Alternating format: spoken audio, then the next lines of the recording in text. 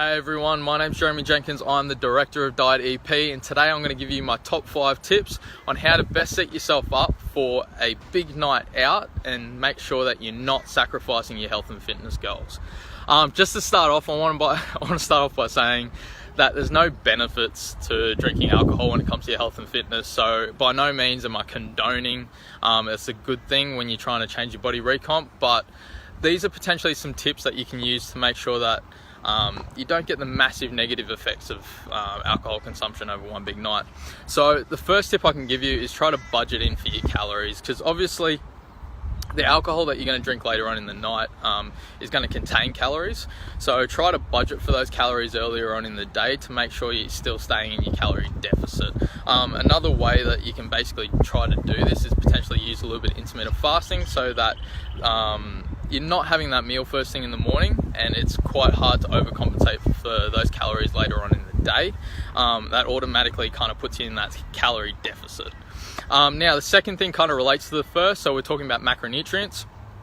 So when we've got calories to work with and we've figured out how many calories we have left for food, try to prioritize those calories coming from things like protein and vegetables, which are going to be great for nutrient density more than anything else, because you're not going to get many nutrients out of the alcohol that you're going to consume. So we want to try to make sure that we're getting our bang for the buck when it comes to the food that we're eating. And also those foods are going to make sure that those foods are very hard to turn into body fat or into stores. So your body actually has to turn protein into glucose before it turns it into fat.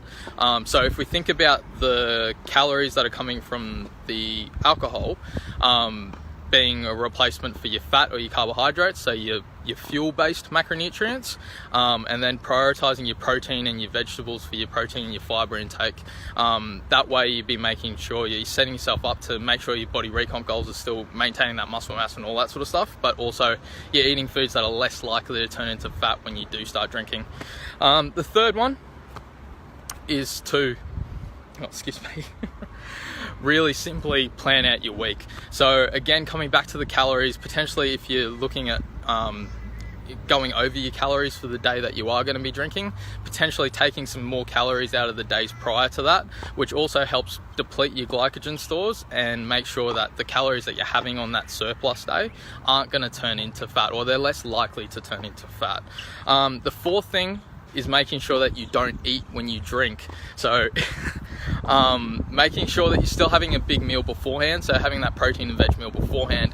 But the interesting part is that when we consume alcohol, our body doesn't actually, it turns off our body's utilization of carbohydrates and fats. So alcohol absorbs through our stomach and quickly gets into our bloodstream. Our body senses it's a toxin, understands that it can metabolize it and use those calories for energy, and it does that. While it does that, it basically switches off our body's ability to utilize carbs and fats. Therefore, making sure that you don't eat while you're drinking, so eating before and not while, make sure that the calories that potentially you would consume while you're drinking can't be turned into fat, because obviously if we're using those toxins and those calories for energy from the alcohol, our body, when we get any sort of food in, is basically just going to simply store that as fat or as a store like glycogen if we have if we're in a glycogen depleted state.